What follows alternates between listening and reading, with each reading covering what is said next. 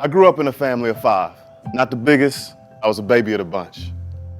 And being the youngest and namesake of my father, I often felt like my sisters had some sort of resentment or jealousy towards me because I was Edward III, and I was the one that was gonna carry the family name. Given the fact that there was such a wide age gap between me and my sisters, oftentimes growing up, I felt like I was the only child. I can remember days and nights in my room all by myself, longing for a brother or somebody to play with. So what did I do in that situation? What any kid with an imagination, a bed, and a couple pillows would do. I created friends. Tatone and JJ. I don't know where I got those names from, but those were my boys. They were my ride or dies. And I can remember being in my room. One pillow would be Tatone, one pillow would be JJ, my bed would be a WrestleMania ring, and we would just go at it for hours. I'd grab Tatone, boom! Then JJ would come out of nowhere, boom! And we'd go back and forth in this cycle for hours and hours and get lost in the moments. Finally, my parents decided it would be a good idea to use that energy and move it towards sports. So I started organized sports. And that's when I realized my teammates were also my brothers. But these brothers were temporary. Every year I would see 1 or 2 brothers not come back to the team, and that hurt. Pattern continued all the way up until I got to college. Played football, I played baseball, but I knew at some point that bond I shared with my brothers on the field would drift apart. So that's when I discovered fraternity and sorority life. I knew a little bit earlier because my sisters were both in sororities. But being on campus, I got to see it firsthand. And I knew, joining a fraternity, I would finally find my brothers for life.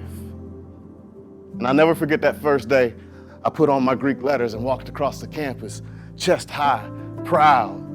Couldn't tell me nothing. But just like when I was a kid, my older siblings would pick on me. And my sisters were ruthless. They would lay into me so hard that at times they would almost cross that line until my parents came in and policed them and stopped them from going too far.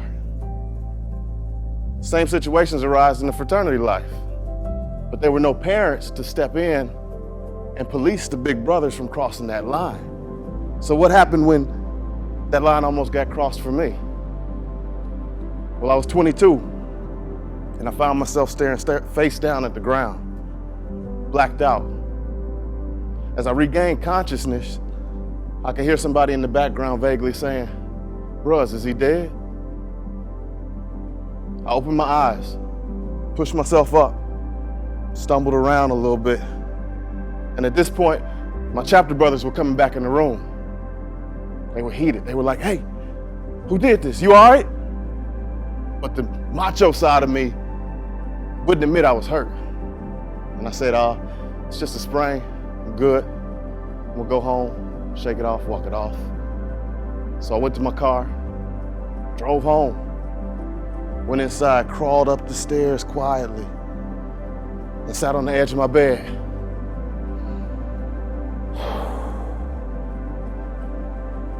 I got in my head, I gave myself a pep talk, just like I used to do when I played football. "You got this, E. You're gonna be all right. Lay down, sleep it off, bounce back." So I leaned back. As soon as my head hit the pillow, I felt a whole new surge of pain flood through my body. I couldn't have slept had I tried. Tears rolled down each side of my face. Got in my head again and said, "All right, maybe sleep wasn't the move. Get up, walk it off. You got this." Tried to get up, but my body didn't agree with my mind. I couldn't lift my head 1 inch. So I laid there and rocked back and forth until I got enough momentum to swing one leg over and push myself up out of bed. I walked downstairs to the living room where my dad was watching TV and flipping back and forth between the Laker game and Kill Bill 2. And he knew something wasn't right. So he said, "Eddie, you good? You okay?" Again, that macho side of me came out and I'm like, "Yeah, Pops, I'm all right." A few minutes passed and I knew I wasn't all right. So finally I said, Dad, maybe we should go to the hospital. It's nothing serious, I'm sure, but let's just get it checked out. So we went to the hospital, filled out the paperwork, went and got x-rays.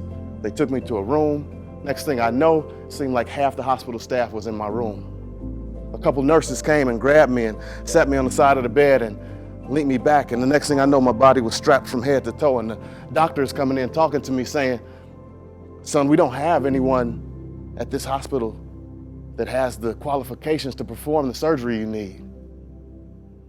We need to do an emergency evac.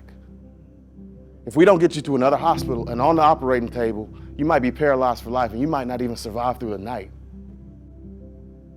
Laying there at that moment, I knew that some traditions and rituals that we have that may seem common were broken far worse than my body was.